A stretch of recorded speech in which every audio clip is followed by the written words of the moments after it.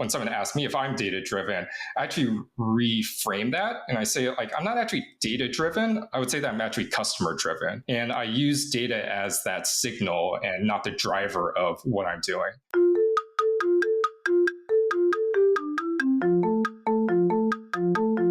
Are you a fitness-loving foodie? Then Defy Snacks is for you. Defy offers real, high-quality chocolate you love, combined with functional ingredients, giving you as much as 26 grams of protein per bag, so you can be both a little bit bad and a little bit good at the same time. As a female-owned brand, Defy dedicates a portion of its profits to other women-owned businesses. Currently sold in the US, you can find us on defy.snacks.com and follow us on social at Defy Snacks.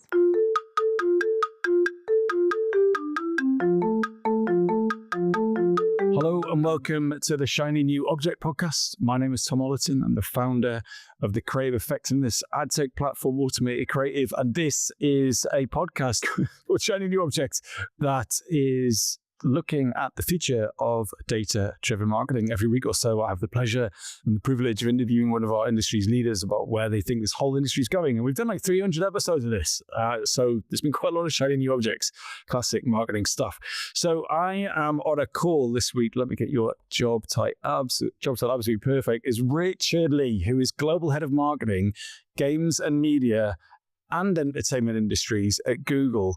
What a guest. I'm very excited about this podcast. But Richard, some people watching this, listening to this might not know who you are. Could you give us a bit of background? Sure. Thanks, Tom. Yeah, my name is Richard. I've been in product and marketing throughout my entire career. I've worked at large technology companies, small ones like pre-IPO, both on the product side and on the marketing side. So companies I worked at, you probably heard of, are like Boeing, Amazon, some smaller companies such as Unity, which is a gaming company, as well as Niantic. They're best known for a game called Pokemon Go.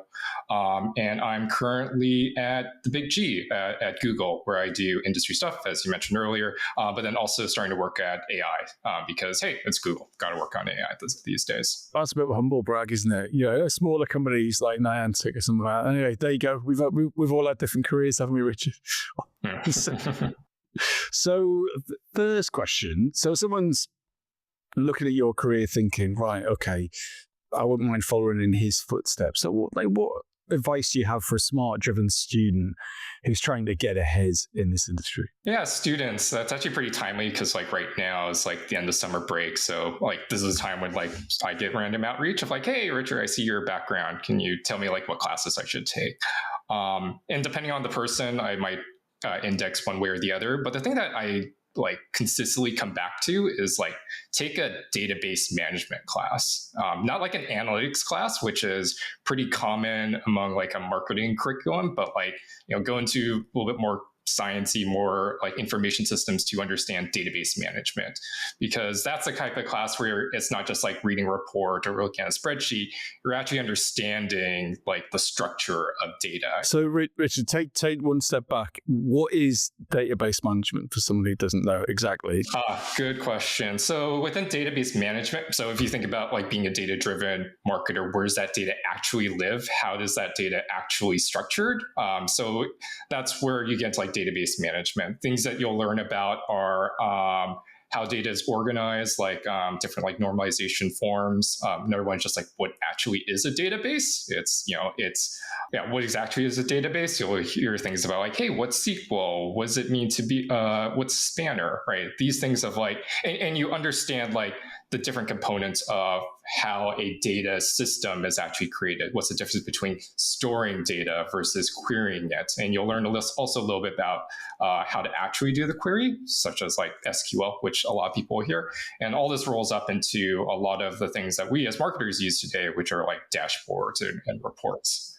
So it's really like if I'm using an example of like science, it's like understanding the difference between how to build a house versus like, okay, what are actually like the atomic pieces of what makes up a house? That's a great bit of advice, but what would a smart driven student get out of that? Why would that separate themselves from the herd? Yeah, so first thing is just being able to write your own queries to know SQL is going to make you a lot more self-sufficient. You don't need to rely on an engineer or somebody that's more technical for you in order to do your job. The second thing is that you get like this almost like an intuition of like how data is structured, or like if something looks off in a dashboard or a report. So for example, like one time I was looking at a dashboard and I was cutting it different ways, and I noticed that when I looked at it a certain way, the result that I was getting was cut in half by like exactly 50%. And that's not normal for that to happen. It's not coincidental. Ultimately, what happened was it turns out that the dashboard was double counting that data. And that's not something that I would notice without having that basic understanding of like how these queries work. And then ultimately to also talk to the data analysts of like, hey, let's actually troubleshoot and figure out what's going on. And I think the wider trend that you're picking up on is self-sufficiency, right? And who was interviewing the other day, like, there's a very rare set of marketing people who have set up businesses outside of their jobs. You know, whether someone's built their website for their kids' baseball team, or they've like have a coffee delivery company, not to make money necessarily, but to understand the machine from a non-marketing perspective. I think what you're talking to there is like, be self-sufficient, be data self-sufficient, because that would absolutely separate a student from everyone else. So kind of moving on, I mean, that's one great bit of data marketing advice, but do you have like another silver bullet bit of data-driven marketing advice for someone who's maybe in the industry now and not in that junior position? Yeah. Thinking a lot about my career, like I used to be on the product development side of things. So what that means is that I interacted a lot with like customers, and I had to understand them not just from a qualitative standpoint, but then how do they interact with the products and services I've been using. So a lot of times, like when somebody says that they're data driven, or when someone asks me if I'm data driven, I actually reframe that and I say like, I'm not actually data driven. I would say that I'm actually customer driven. And I use data as that signal and not the driver of what I'm doing. And there's a few things that I think that's an important different framework to have in your head. One is that it forces you to think through the entire customer journey. Like, how are they signaling their intent? Like, one idea is like, hey, how do I know if a customer is happy with my product, right? One way is like they actually purchase it or they keep using it, right? That's a proxy for how happy they are with it.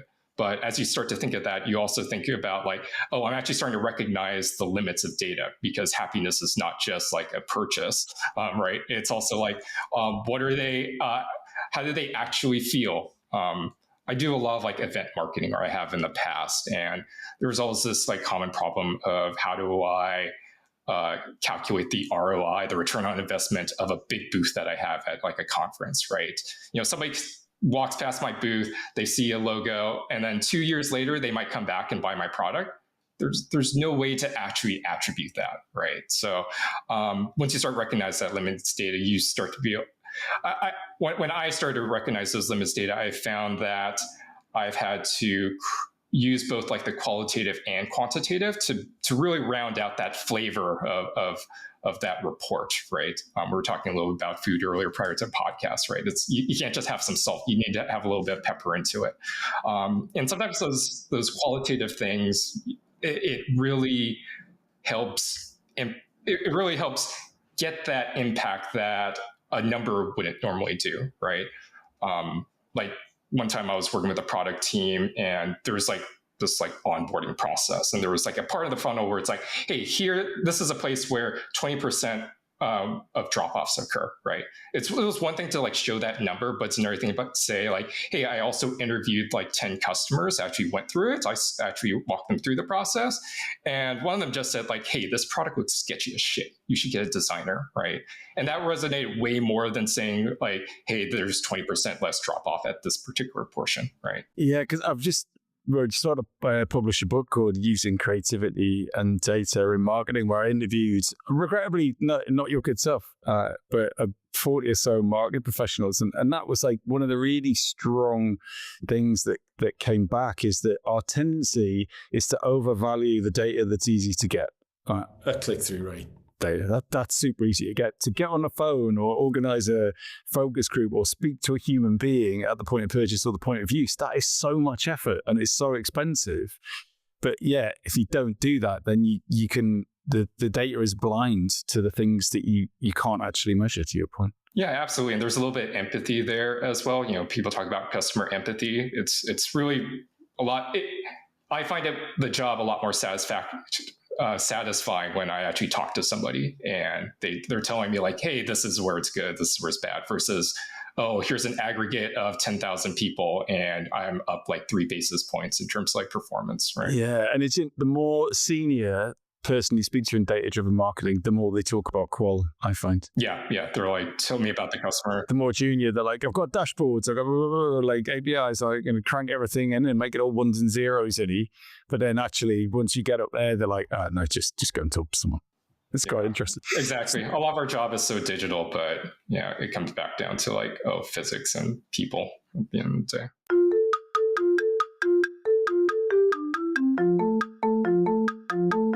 So your shiny new object is text to code and why marketers should care, right? So what is text to code exactly? And why should we be really passionate about this? Yeah, so I work at Google at the moment. I didn't want to come on and be like, oh, I think AI is like the shiny object. It's like, what does that actually mean at this point? But, I imagine a lot of people that are going to be listening to this podcast have probably used AI at some point, whether it is Gemini, ChatGPT, Claude, and you've probably used it to write an email, right? That's text to text. Or maybe you've done some of the more advanced features, like if you're on LinkedIn, you're definitely seeing like a lot of AI generated imagery, text to image, right? There's been a lot of announcements and kind of flash with the new text to video stuff, right? From a prompt, you can create like an actual video with like audio, right? And as a marketer, you look at this, it's like, oh wow, I can do so much like creative stuff. I can do so much content. But I think marketers are really sleeping on text to code. And this is something like developers are already doing. You might hear of services like Cursor or Copilot, but it's this idea of like using AI to actually not, as a marketer, the point is not to help you become a developer, but it's actually to have more like a developer buddy or developer mentor to help you do more technical tasks that you didn't think that you could do before. And just that like 5-10% that you're scraping with the help of AI can make you so much more effective, I believe. Right. Okay. So someone's listening to this podcast thinking, yeah, all right, cool, let's have it. How'd you do it? Where'd you get started? What might a marketer do? Are we talking about like you're launching a new can of beans and you can do a text to code landing page, or what's a good place to start? Yeah, and this actually came up recently for me. I'm doing a side gig where I'm doing like a direct to consumer brand, right? And ooh, can you tell me about that?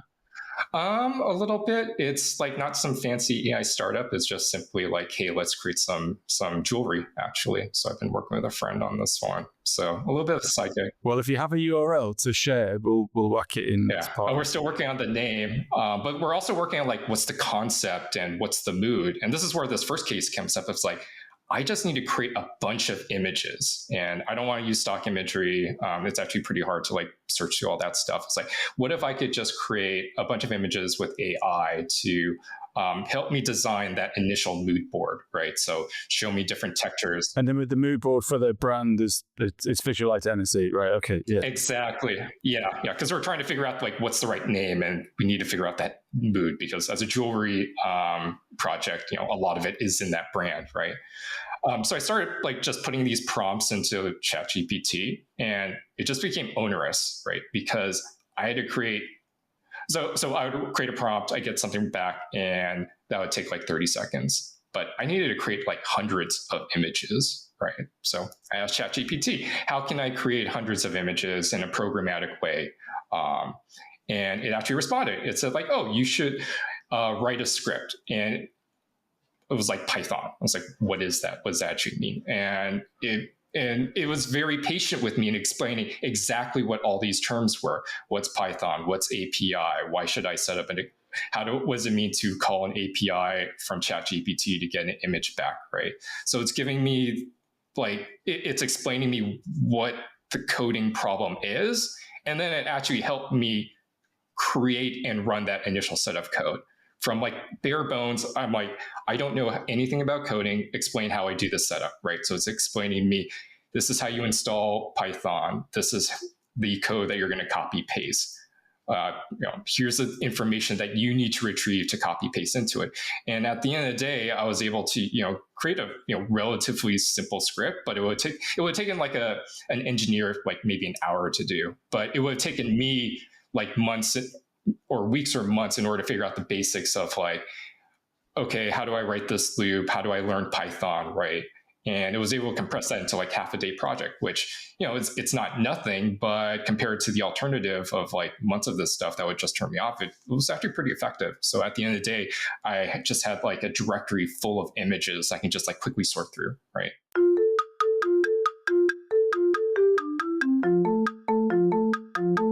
This episode of the Shiny New Object podcast is brought to you in partnership with MadFest. Whether it's live in London or streamed online to the global marketing community, you can always expect a distinctive and daring blend of fast-paced content, startup innovation pitches, and unconventional entertainment from MadFest events. You'll find me causing trouble on stage, recording live versions of this podcast, and sharing a beer with the nicest and most influential people in marketing. Check it out at www.madfestlondon.com.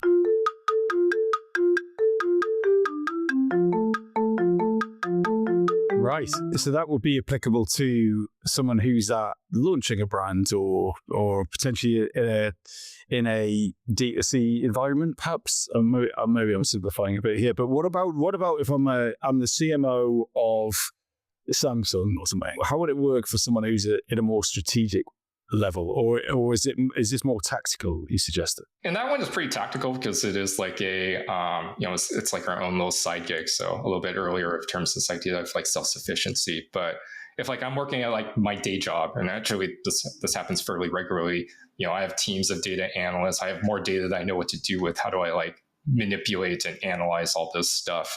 And AI has been helpful for that in the text to code standpoint, because it helps me with things like SQL, or even more tactically, like even if you don't like mess with like the database stuff, imagine just using like Google Sheets or Excel, and you just have like this really wicked Excel formula that you want to do. Or here's a more practical example. I've been working with like another company for leads. And at the end of the day, I get like a data sheet back, right? It's a CSV, common separate value file, and it's not in the right format, right? So old me would have been like, oh, I need to go back and write some weird query to extract the email address out of this single line, right? But with something like these new text to code bots, they're able to create those for me. So I'm able to feed that CSV into the code and be like, hey, write me a formula to extract this particular part of the data. So at the end of the day, what this means is like, I'm able to clean the data a lot easier and faster by myself, as opposed to like talking to a data analyst like, hey, I have this sheet, it has 5,000, 20,000 rows. Can you, process it for me? This is something now I can do by myself. Right. Okay. So it's starting to become super clear to me now. So I think what the pain point you're solving here is that like throw your hands up in the air and go, I don't know how to do that. How does that work? But actually, you're just going, right, well, I'm gonna go into it as a complete newbie and go, right, okay, like I Excel terrifies me. I'm not an Excel person, but now you're giving me the confidence that I could just go, right, I need this data to do this thing. Write that for me, and then you can at least have a go at it, as opposed to being like, right, okay, I'll see if I can admit to someone that I'm not very good at Excel, despite running a business, and then have someone else to do it. Sometimes it surprises me how well it does. I've done things like I've taken a screenshot of like, hey, this is in my sheet now. This is what I want it to look like, and it's able to write a formula into it. Like, what is it that I'm trying to do? And I'm just feeding it like literal like JPEGs. Where are you going next with this? What do you want to try that you haven't had the chance to try yet? Yeah, I'm more on the geeky side of things. So I've actually been doing a lot more thorough things, just to like experiment more on like where let me take that back. So I work at like a large AI company, and a lot of this buzz is around this term like AI agents. Have you heard of this thing? All I hear about is AI agents. Me too. It's a label that I think everyone is very happy to use. Yeah, and I have no idea what it actually means either. What or at least I didn't. What's your guess? For me, actually, you go first. It's personification, right? Like, so you say LLM, you're like, what's that? A large language model. LLM and large language model mean absolutely nothing, right? It's classic TLA, three-letter acronym stuff. So agentic or agent-based users of AI make it's a personification or humanization of what is actually just an LLM or a text to speech, text to visual, text to chat. To go, all right, I've got a menu writing agent. No, you haven't. You just got a mini GPT or whatever. So it's a simplification or a repitch or a spin of what is actually just a derivation of one of the larger LLMs. For me, an AI agent is simply an automated program that uses AI, or that's pretty much it. I know that sounds like overly simplistic, but agent's like James Bond, isn't it? It sounds so crafty and clever. Yeah, it sounds so cool, but it's actually a very simple concept. Think about like all the computing for the last 20 years is just an automated program, right? And now you're just sprinkling AI over it. And I was able to come to that conclusion because AI was able to help me build my own AI agent. Like that was like the catalyst of like, what is actually an AI agent? Well, what if I actually just like built one, right? So the way that I did this was, you might have heard these workflow automation platforms if you might have been bombarded by like these ads, but they're things like Zapier or N8N, right? These are things that, an example of what these things will do is somebody liked my comment on LinkedIn. That triggers something in Slack. So then I get a message in Slack about it, right? So the more advanced case that I wanted to do was I wanted to create a newsletter creator. And the way that I wanted to do this high level is I want to scan a bunch of interesting websites that I think are interesting. And I want to summarize them on a regular basis. So the basic workflow of this is that AI was Text2Code was able to help me do was set up this automation workflow. So I had these. Hey, ChatGPT, I want to do this workflow. Help me break it down into discrete steps that I can use with Zapier or N8N. That was like my prompt, right? And it's telling me, identify the different sites that you want. Here's how you can actually pull the data from those sites using something called like an RSS feed, which has been used for a while, right? Yeah. Now you can connect that to the node that is a Gemini node and tell that Gemini node, feed it this prompt. You are a newsletter agent. Your job is to summarize content. So, and then output that into a spreadsheet, right? So it's helping me break down all these discrete steps and helping me like troubleshoot and actually interact with these tools, right? So at the end of the day, I now have like this program up on Google Cloud somehow, and it's just scanning these sites that I like. It compiles them into a database in basically a spreadsheet. And then every week, another AI node summarizes that information and writes me an email saying like, hey, here are the top 10 things that you need to know about media and entertainment this week. So what I love about these chats about agents, I hate the phrase, is that every time I speak to someone who's experimenting like yourself, you're like, yes, why aren't I doing that? But I had a really odd moment today. I was reading a website called Performance Marketing World. Obviously, we operate in that world. And I was reading an article. I can't remember what it was about. And it was so obviously wasn't written by any AI at all.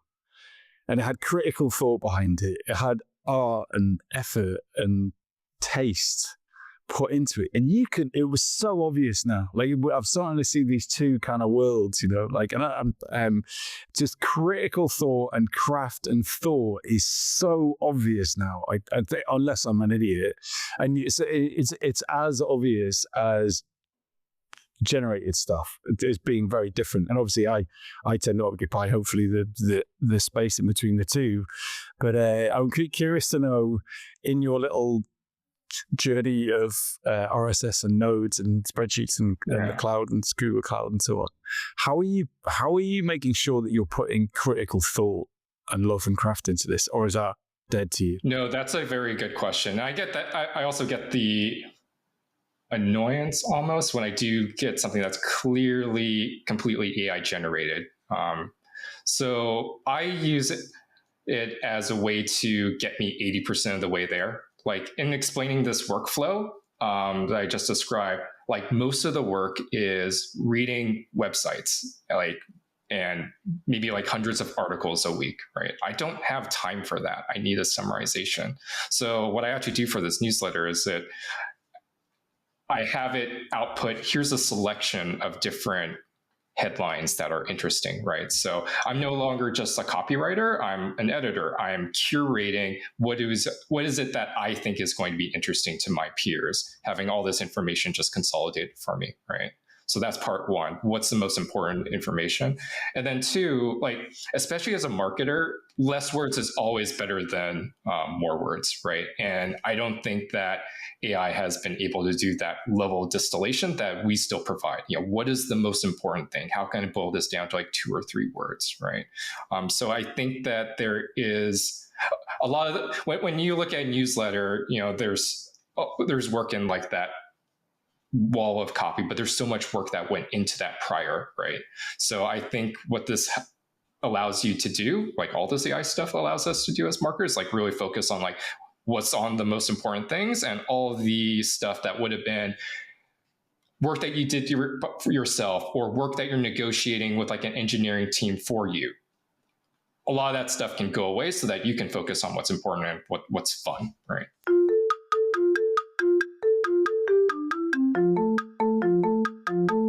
Yeah, I hope you're right. I remember Me too. I did some deep research the other day. It was in ChatGPT, and it probably saved me a day's worth of work. But I didn't then write to my business partners and say, "But I'm taking tomorrow off because I just went and did something else." Do you know what I mean? Like it's not. I haven't seen any evidence that any of this AI is freeing us up to take time off. It's just freeing us up to do more work. Yeah. But hopefully it's different type of work and more meaningful work for us, right? I don't want to spend all my time writing SQL queries. But then I'm sorry, I'm going to try and, that's on a podcast, I feel like we're just having a chat, but at some point you automate or optimize tasks until you reach the next thing that can't be automated. And then eventually you're yes, like, it's like, if I could send 100 emails instead of 100 handwritten letters, right? Do you know what I mean? Like, it's that email's a giant time-saving automation.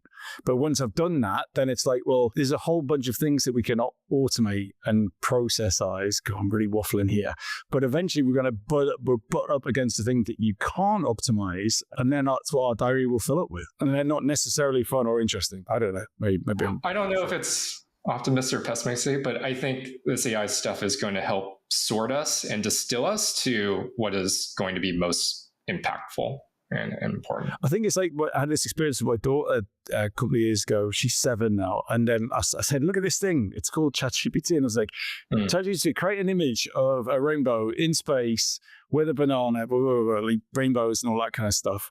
And it would bing, and she didn't care. She had no interest at all. So you have all of these people arriving in the workforce in 2, 5, 10 years' time, where this is just normal.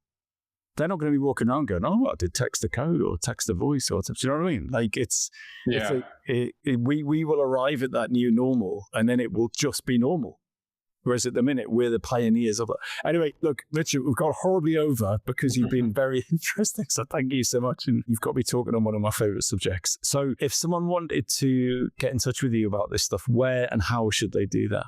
Yeah, probably the easiest way to catch me is on LinkedIn. Just type in "It's Richard," or if you're on Google, if you type in Richard Lee MBA, I'm usually the first result that comes in. But yeah. And what makes a message that you'll respond to? What makes a message that responds to me? Ask me how I can help you. Okay, Richard, we'll leave it there.